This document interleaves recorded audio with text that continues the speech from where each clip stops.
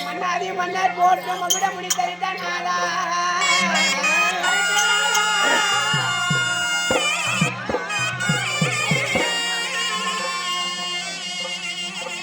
மன்னாதி மன்னர் போட்டு மகுட முடி தரித்தான் நாதா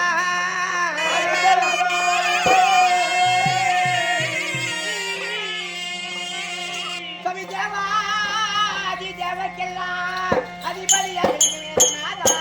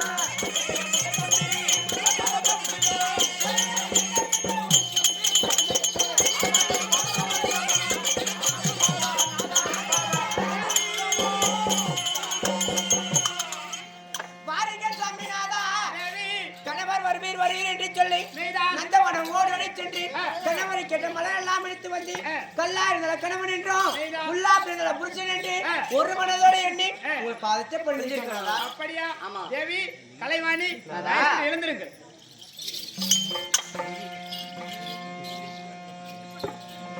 கற்பிக்கு மாதரசு கலைவாணி காயஸ்ரீ வாணி வாணி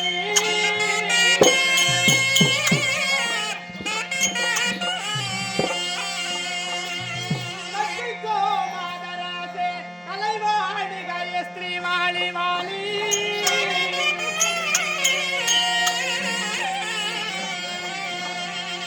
அந்த புத்திலே மாதர் கல்லா பொய்தாத பூசானமே வாலி வாலி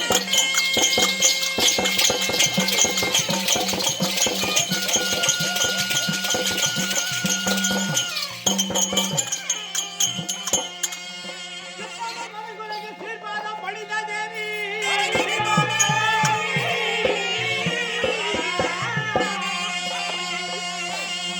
என்னிட பாதத்தை பணிந்தாதீனா என்னால சுகமிச்சு வாழ்வி வாழ்வி மக ராசிய வாழ்வா அருமதேவி மக மக ராசிய வாழ்வா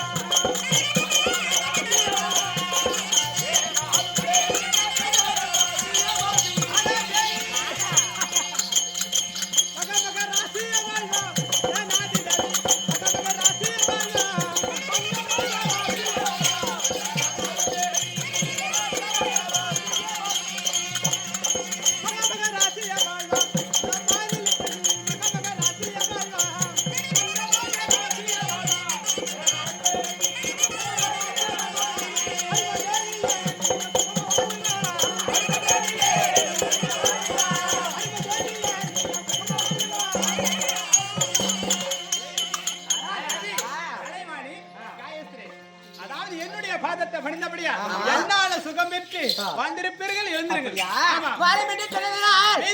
சந்தோஷமா இருக்கிறாதா? ஒரு வார்த்தை கேட்கலாமா? என்ன வார்த்தை?